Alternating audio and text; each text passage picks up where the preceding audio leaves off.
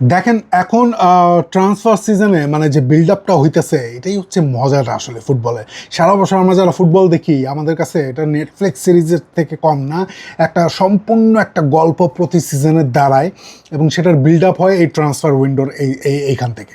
এই কে কোন দলে খেলবে, কিভাবে হবে, এই রসায়নগুলো মিলতে মিলতে তারপর যখন শুরু হয় আপনার প্রিমিয়ার লিগ, লা লিগা, বুন্দেসলিগা, সেইখানে নতুন গল্প, নতুন চ্যাপ্টার চালু হইতে থাকে। তারপর হয় হচ্ছে যে ফাইনালি একটা নতুন গল্প দ্বারা, যেমন আর্সেনাল প্রিমিয়ার লিগ চ্যাম্পিয়ন হয়ে গেল, সিটির একটা আর্সেনালকে দুর্দান্ত একটা রেস দিল।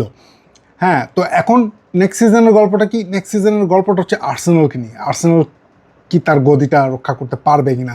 নেক্সট সিজনের গল্পটা হচ্ছে জাবি আলোনসো নিয়ে, যে সপ্তাহে একটা ম্যাচ খেলবে এবং যেসব সাইনিং তারা করছে, ওয়েলবেক এবং হচ্ছে যে আপনার কি নাম ওর, হ্যান্ডারসন, যারা হচ্ছে সে আদিম যুগের লোক, তাদেরকে আনসে জাবি আলোনসো চেলসিতে, যেটা যেটা অনেকের কাছে হাসির খোরাক হলো, আমার কাছে এটা খুবই বুদ্ধিমান একটা সাইনিং লাগতেছে। ওয়েলবেক কমপক্ষে 10টা গোল দিবে চেলসির হয়ে, আর হ্যান্ডারসন ইংল্যান্ড ন্যাশনাল টিমেও ছিল এবং সেটা সাউথগেট না, সেটা টুখেল নিয়ে গেছিলো। দুর্ভাগ্যজনকভাবে সে ইনজুর হয়ে গেছিলো। মানে একটা টিম লিডার, একটা ব্যালেন্স করতে চাইছে চেলসি। এইটা একটা। টটেনহাম যে ধরনের সাইনিংগুলো করতেছে, টটেনহাম নিয়ে আমরা আরেকদিন কথা বলতে পারি যে টটেনহাম এবার কী ধরনের ফাইট দিতে যেতেছে। ডিজার্ভি বলতেছে এখনও কোনো কিছুই শেষ হয় নাই। এই হচ্ছে প্রিমিয়ার লিগের কাবজাব। অন্যদিকে লা লিগায় এইবারের কাবজাবটা মানে এইবারের ট্রান্সফার উইন্ডোতেই বোঝা যাইতেছে যে বার্সেলোনা একদিকে মোটামুটি চুপচাপই আছে, কিন্তু চুপচাপের মধ্যেও তারা গর্ডনকে সাইন করে ফেলছে, চুপচাপের মধ্যে তারা রেমিরে সাইন করে ফেলাইছে। শুধু তাদের এখন যেটা দরকার সেটা হচ্ছে একটা স্ট্রাইকার, আলভারেজ, এবং এটা নিয়ে তাদের বিপদের সীমা নাই, মানে শেষ নেই আর কি। অ্যাথলেটিকো মাদ্রিদ যে ধরনের ফাইজলামিগুলো করতেছে, এটা বার্সাকে ডিল করতে হইতেছে ওইভাবে। বার্সা যে টাকা নাই বিষয়টা তা না, কিন্তু আরও কিছু প্রতিকূলতা বার্সার আছে, সেইগুলোর মধ্যে দিয়েই যাইতেছে। মাদ্রিদ চমৎকার বিজনেস করতেছে সমগ্র সিজন জুড়ে। একাডেমি 200 মিলিয়ন পর্যন্ত মাদ্রিদ সব এই ট্রান্সফার উইন্ডো শেষ হওয়ার আগে 200 মিলিয়ন পর্যন্ত তারা কামায় ফেলবে। এখন বার্সা এটা কেন করবে না? বার্সা চাইলে তো 1000 মিলিয়ন এক সিজনে কামা ফেলতে পারে তাদের লাভ, কিন্তু এটা তাদের ওই চরিত্র না। কিন্তু আজকে ওই বিষয়ে কথা বলতেছি না, কথা বলতেছি যে রড্রির এই সবাই আমাকে বলতেছেন যে ভাই রড্রির অবস্থা কি, রড্রির অবস্থা কি, রড্রি কি মাদ্রিদে আসবে? রড্রির জন্য বার্সার এখানে নজর দিছে। বার্সা এক ধরনের মানে কেউই আসলে রড্রির জন্য বিড করে নাই, সবই চলতেছে মৌখিকভাবে, সবই চলতেছে ব্যাকগ্রাউন্ডে। হাজার হাজার মাথা, হাজার হাজার বেশি বলে ফেলছি, শত শত মাথা এখানে একসাথে কাজ করতেছে, হিসেব নিকেশ চলতেছে, এবং হিসেব নিকেশটা অনেকটা অর্থনৈতিক, অনেকটা হচ্ছে আপনার রড্রির ভবিষ্যতেও কি হইতে যাইতেছে, রড্রির ক্যারিয়ারটা এবং শেষের দিকে আছে, এবং শেষের দিকে আইসে রড্রি যে ডিসিশনটা নিছে যে মাদ্রিদে খেলার, রড্রির ডিসিশন যে আমি মাদ্রিদেই খেলবো, আমি বার্সাতেও যাবো না, আমি সিটিতেও থাকবো না, মাদ্রিদেই খেলবো। এখন এইটারও ঠিকঠাক কোনো প্রমাণ পাওয়া যেতে, দেখেন মরিনো কিন্তু কোনো সময় রড্রির পক্ষে ছিল না। এখন রড্রি কি মরিনোর মানে মরিনো বলতেছে, পেয়ারেস কিন্তু কোনো সময় রড্রির পক্ষে ছিল না। ও জানে রড্রি ডিসিশন চেঞ্জ করে ফেলতে পারে। এখন ধরেন সিটি এবং এই রড্রির ডিলটা পিছাইতেছে কেন? কারণ সব কিছু একটা প্যারালালি একই টাইম মেশিনে চলতেছে। কারা কারা কারা কারা চলতেছে? এখানে চুয়ামিনি চলতেছে, এখানে রড্রি চলতেছে, এখানে ম্যান সিটি চলতেছে, এখানে হচ্ছে ম্যানচেস্টার ইউনাইটেড চলতেছে। সব কিছু বৌতা দিয়েও এখানে আছে, সব কিছু ইকুয়েশন, সব ইকুয়েশন যখন মিলবে এবং মিলতে মিলতে এটা চলে যাবে একদম ট্রান্সফার উইন্ডো শেষ পর্যন্ত বলেই আমার ধারণা, এবং তখনই ফাইনালি বোঝা যাবে যে রদ্রি কার হইতে যেতেছে। দেখেন প্রথম ব্যাপারটা কি? প্রথম ব্যাপারটা রিপোর্ট অনুযায়ী আমরা জানি রদ্রি মাদ্রিদের হয়ে খেলতে চায়। রিপোর্ট অনুযায়ী আমরা জানি, আমরা রদ্রির মুখে এটা শুনি নাই। রিপোর্ট অনুযায়ী আমরা জানি যে সিটি মাদ্রিদের জন্য রদ্রির জন্য 80 মিলিয়ন ডিমান্ড করতেছে। রিপোর্ট অনুযায়ী আমরা জানি মাদ্রিদ এখানে 50 মিলিয়নের মতো খরচ করতে চাইতেছে রড্রির জন্য। এখন ডিলটা এইখানেই আটকে আছে। এখন রদ্রি তো এক ধরনের অপারেশনের মধ্যে আছে, যেটা খুবই মাইনার অপারেশন, খুব আহামরি কিছু না। কিন্তু এই যে এখন যে হিসাব নিকেশটা চলবে, কেন 50 মিলিয়ন প্রাইস ফিক্সড করছে রিয়াল মাদ্রিদ? রিয়াল মাদ্রিদ কি এর থেকে বেশি বাড়বে? বা সিটি কি কখনো 80 থেকে 50-এ নামে আসবে? সেটাই আপনাকে সময় বলে দিবে। কোন সময়টাই বলে দিবে? যখন বৌদাদি যারা সিটি নিতেছে, যেখানে শুধু কিছু পার্সোনাল বোনাস, বেতন টেতন এগুলো নিয়ে আলাপ আলোচনা চলতেছে, যখন বৌদাদি ডিলটা সিটি নিয়ে আসবে কন্ট্রোলে, একদম হেরিগো হয়ে যাবে, তখন এখানে নমনীয় হইতে হবে সিটিকে, কারণ এটা তখন একদম শেষের দিকে। কিন্তু ওই সময় যদি রড্রি আবার ঝামেলা করে ফেলে, কেন ঝামেলা করতে পারে আমি এটা বলতেছি, কেন ঝামেলা করতে পারে? প্রথমত হচ্ছে সিটি কিন্তু রড্রিকে ছাড়তে চায় না, এখন পর্যন্ত ছাড়তে চায় না, রড্রিকে রাখতে চায়। এমন না যেমন যেমন রিয়াল মাদ্রিদের পুরো ব্যাপারটাই হচ্ছে অর্থনৈতিক বিজনেস, যে ভাই আমি সঠিক দামে সঠিক প্লেয়ারটারে নিব, যার বয়স বেশি, যার হচ্ছে যে ইনজুরির প্রবলেম আছে, রিস্ক পুরোটা নিতেছে মাদ্রিদ, তারপরেও 50 মিলিয়ন। ওয়ার্ল্ড ক্লাস প্লেয়ার, এবং ওয়ার্ল্ড ক্লাস প্লেয়ার যার হচ্ছে কিছুদিন next season free free free হয়ে যাবে। এখন সিটি কি করতে পারে? সিটি আটকে রাখছে এই জন্যই যে বৌদাদি আসলে, বৌদাদিরও তো আসলে ইয়াং প্লেয়ার তারও সেটেল হওয়ার দরকার আছে। সেখানে রড্রির অনুপস্থিতি একটা এমন একটা ওয়ার্ল্ড ক্লাস এক্সপিরিয়েন্স প্লেয়ারের অনুপস্থিতি সিটিকে ভোগাবে, এটা সিটি জানে। কিন্তু তারপরেও সিটি যেহেতু, যদি রড্রি সিটি ছাড়তে চায় তাহলে এই এক্সপ্লোরগুলো করবে। এখন ফ্যাব্রিজিও রোমানো বলতেছে নানান ক্লাবের সাথে আরও ক্লাব এক্সপ্লোর করতে চায় সিটি, কিন্তু এই কথা যদি ফ্যাব্রিজিও রোমানো বলে তাহলে কি দাঁড়ায়? এখানে একটা কন্ট্রাডিক্টরি ব্যাপার চলে আসে না? কেন সিটি অন্যান্য ক্লাব দেখবে? রড্রির যদি সিটিতে বলে থাকে আমি মাদ্রিদেরই, যেটা আমরা রিপোর্টে বারবার শুনতেছি, তাইলে কেন সিটি অন্যান্য জায়গায় যাবে? রড্রির যদি সিটিতে বলে যে আমি মাদ্রিদে যাব, সিটি কোনোভাবেই অন্য ক্লাব আরও এক্সপ্লোর করার কথা না। ব্যাপারটা হচ্ছে অর্থনৈতিক জায়গায় দর কষাকষিতে এটা মেলে কিনা। এবং ফাইনালি যখন শেষের দিকে চলে আসবে সব কিছু, বৌদাদি চলে আসছে, এখন রড্রি যদি বলে যে আমি এখন যাইতে চাই রিয়াল মাদ্রিদে, আমি দুর্দান্ত একটা প্লেয়ার, আমি বেস্ট প্লেয়ার, এই সময়ের বেস্ট প্লেয়ার, যে হচ্ছে ব্যালন ডি অর পাওয়ার যোগ্য এমন একটা সিডিএম, সময়ের সেরা সিডিএমকে আপনি ব্যালন ডি অর দেবেন না, এটা তো হইতে পারে না। তো এই প্লেয়ার ওয়ার্ল্ডের সেরা ক্লাবে খেলতে চাইতেই পারে, তার লাস্ট ক্যারিয়ারটা সুবর্ণ করার জন্য চাইতেই পারে।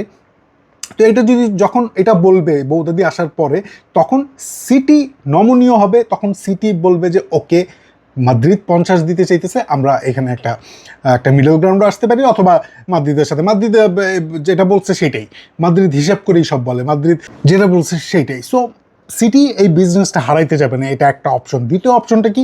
রড্রি যদি তখন 360 ডিগ্রি ঘুরে যেতে পারে। মরিনো যখন কাউকে বিশ্বাস করে না, পেরেজ যখন কাউকে বিশ্বাস করে না, তখন এখানে সন্দেহ হইতে পারে যে সে সিটির কথা চিন্তা করে সে এমন ভাবতে পারে যে ফ্রি ট্রান্সফারে হয়তো মাদ্রিদের তো এই অভ্যাস আছে ফ্রি ট্রান্সফারে রড্রি নিলে, কিন্তু মাদ্রিদ আসলে রড্রিকে কতটুকু ইউজ করতে চায়, কত সিজন ইউজ করতে চায়? 2 সিজন, এর মধ্যে 1 সিজন যদি রড্রি নাই থাকে তাহলে পরের সিজনে কি সম্মাননা দেওয়ার জন্য রড্রির আনবে?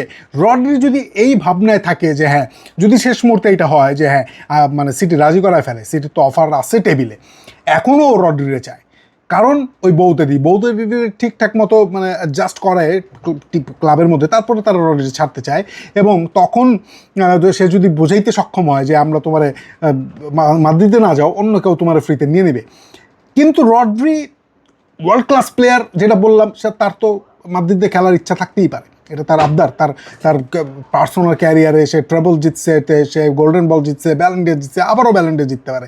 তো এই ধরনের প্লেয়ার তার শেষ ক্যারিয়ারটা রিয়াল মাদ্রিদে যদি শেষ করতে চায়, এটা গৌরবের না? তো তখন রড্রি আইসে সিটিরে বলবে যে না ভাই, আমি হচ্ছে বৌদাদি তোমার চলে আসছে, কোনো নেগোসিয়েশন মাদ্রিদ বাড়াচ্ছে না, এইবার ভাই তুমি ব্যবস্থা নাও। সিটি যেটা আশা করতেছিল যে কতটা, যদি সিটিরে রড্রি সে রাখতে না পারে তাহলে কতটা মাদ্রিদের থেকে সে নিতে পারে বিজনেস, কত না নিতে পারে। তো যখন আর পারবে না, রড্রির সময় শেষ হয়ে যাবে, তখন সিটি নমনীয় হয়ে ওইটাতে রাজি হয়ে যাইতে পারে। এবং তখনই চুয়ামিনির বিষয়টা এখানে দাঁড়াবে। চুয়ামিনিরা হোল্ড করে রাখছে হচ্ছে মাদ্রিদ। কেন? কারণ হচ্ছে রড্রি যদি মাদ্রিদের হয়ে যায়, তখন চুয়ামিনির গেম টাইমে একটা প্রবলেম হবে। এবং চুয়ামিনি ওই প্লেয়ারটা না যে গেম টাইম না পাইলে সে মাদ্রিদের হয়ে খেলতে চাইবে। এই জন্যই চুয়ামিনি নিজে থেকে আসলে মাদ্রিদ ছাড়তে চাইছে। কিন্তু যখন চুয়ামিনিকে ডিল দেওয়া হয়েছে, 3 বছরের নতুন কন্ট্রাক্ট দেওয়া হয়েছে, তখন তো রড্রির ব্যাপারটা এখানে আসে নাই, তখন ও মরিনো রড্রির ব্যাপারে কোনো ধরনের পজিটিভ সাইন দেয়নি। কিন্তু শেষ মুহূর্তে প্যারেজ এটা দেয়নি, মরিনো শেষ পর্যন্ত দেখছে যে না ভাই, আমার রড্রির প্রোফাইল ছাড়া আসলে হইতেছে না, আদতেও ওটা হবে না। ইমিডিয়েট সলিউশন যখন একটা সিজন এখন মাদ্রিদে যেটা হবে সেটা হচ্ছে যে এটা পুরো টিমটা গোছাইতে হবে। চট করেই তারা বার্সাকে অ্যাটাক করতে পারবে না, যত তাদের টার্গেট এটা, কিন্তু চট করে এটা পারবে না, এই সিজনে এটা পারবে না, অনেকাংশেই পারবে না।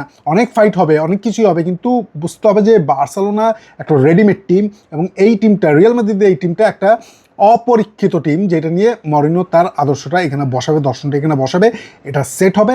সেকেন্ড সিজনে গিয়ে বার্সার ডমিনেন্স এই টিম ভেঙে দিতে পারবে খুব সহজেই, এবং তার জন্য রদ্রিগের দরকার। রদ্রিগের যেই মুহূর্তে দরকার মাদ্রিদের, ঠিক সেই মুহূর্তে মানে এমন ইনজুর্ড এবং 32 এত বছর বয়সে, কত 32 না 34, এত বছর বয়সে ইনজুর্ড, এবং যদি মাদ্রিদে চট করে 2 ম্যাচ খেলে একটা বড় ইনজুরি হয়ে গেল, তখন মাদ্রিদের কী হবে? তো এই ধরনের রিস্ক মাদ্রিদ নিয়ে 50 মিলিয়ন অফার করতেছে। মাদ্রিদ তার জায়গায় ঠিক আছে, তাদের ইকুয়েশন পারফেক্ট।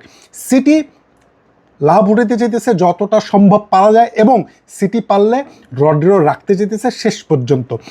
এই জন্য এইটা গড়াবে শেষ পর্যন্ত। এবং চুয়ামিনির যে ব্যাপারটা, যদি রড্রি হয়ে যায়, তখন মাদ্রিদ এমন না যে মাদ্রিদের টাকা লাগবে বলে চুয়ামিনির বিক্রি করে দেয়। চুয়ামিনির গেম টাইমে একটা প্রবলেম হতে পারে, এই জন্য চুয়ামিনি শুরু থেকেই মাদ্রিদ ছাড়ার পক্ষে ছিল।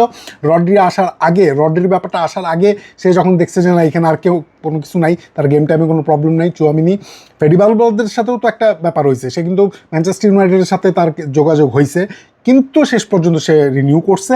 এখন যদি রদ্রি আসে, তখন চুয়ামিনি যেটা করবে, ওপেন করে রাখছে তো রিয়াল মাদ্রিদ এখন বাজারে চুয়ামিনির ওপেন রাখছে না, এটা কেন রাখছে?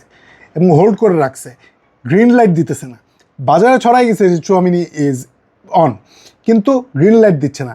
যখনই রড্রি আসবে, রিয়াল মাদ্রিদের গ্রিন লাইট পাবে, তখনই ম্যানচেস্টার ইউনাইটেড এখানে ঢুকে যাবে। ম্যানচেস্টার ইউনাইটেড সমগ্র বেতন যা বেতন 170 হবে, এটা দেওয়ার জন্য রাজি। প্রচুর বেতন, ক্যাপ খালি হয়ে গেছে, ক্যাজিমিরো গেছে, স্যানচো গেছে। তো বিষয়টাই এইখানে সমগ্র ব্যাপারটা একটা সাইকেলের মধ্যে ঘুরতেছে, এবং এই সাইকেলটা তখনই শেষ হবে যখন বৌদাদি আসবে, এবং বৌদাদি আসার পর সিটি নমনীয় হবে, এবং তখন রড্রির ডিসিশনটা নেবে যে আমার কেন জানি মনে হয় যে রড্রি উল্টাও যেতে পারে। বার্সার এখানে কোনো ইস্যু নেই, বার্সা এখানে কোনো কেউই বিট করে নাই, কিন্তু বার্সা জাস্ট একটা নজর দিয়ে রাখছে, এবং এখানে বার্সার এখন পর্যন্ত কোনো কিছু পাওয়া যায় নাই। ব্যাপারটা হচ্ছে যখন বৌদাদি এটা ফাইনাল হয়ে যাবে ব্যাপারটা, এবং ট্রান্সফার উইন্ডো শেষের দিকে যাবে, তখন রড্রির ডিসিশনের উপরেই সব কিছু ডিসাইড করবে। রড্রি যদি না করে ফেলে, তাহলে তো ফ্রি সিজনে আমি কনফার্ম এটা মাদ্রিদ দিব। তখন চুয়ামিনি দিয়েই, যেটা আগের প্ল্যান ছিল, চুয়ামিনি দিয়ে মরিনো কাজ করবে, এবং চুয়ামিনি যদি কনসিস্টেন্ট হয়, তাহলে এটা ওয়ার্ক করবে। অথবা মাদ্রিদ হয়তো উইন্টারে আবার নতুন কোনো স্টেডিয়ামের দিকে যাইতে পারে। তবে যেটা বললাম যে এই রকম পরিস্থিতিতে রড্রিকে অফার করা, রড্রিরও লাগবে রিয়াল মাদ্রিদেরও লাগবে রড্রিকে। সো একটা সুন্দর একটা সুযোগ দেওয়া হয়েছে রড্রিকে, যেটা দুই পক্ষের জন্যই লাভজনক।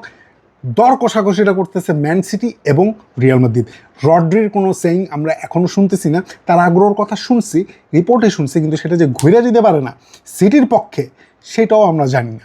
তো এইটা আমরা আরও নেক্সট কিছু সময়ের মধ্যে বুঝতে পারবো। এখন পর্যন্ত যেটা আছে এইটাই, সিটি ব্যবসাটা করতে চাইতেছে, দর কষাকষি চলতেছে, বৌদাদি আসবে, তারপরে জানা যাবে আসলে সিটি কতটা নমনীয় হয় মাদ্রিদের অফারের প্রতি, যেটা খুবই লেজিট একটা অফার। এবং তখন যদি রড্রি ঘুরে যায়, তাহলে আবার এটা মাদ্রিদের জন্য অন্যরকম সিচুয়েশন হবে, এবং এটার জন্য মাদ্রিদ রেডি হয়ে আছে। চুয়ামিনিরা কিন্তু ছাড়তেছে না, চুয়ামিনিরা হোল্ড করে রাখছে। That's the Saga that is going on right now with Rodri, Real Madrid, Tchouaméni, man city, এবং একদম তীর্থের কাকের মতো যে বসে আছে ম্যানচেস্টার ইউনাইটেড।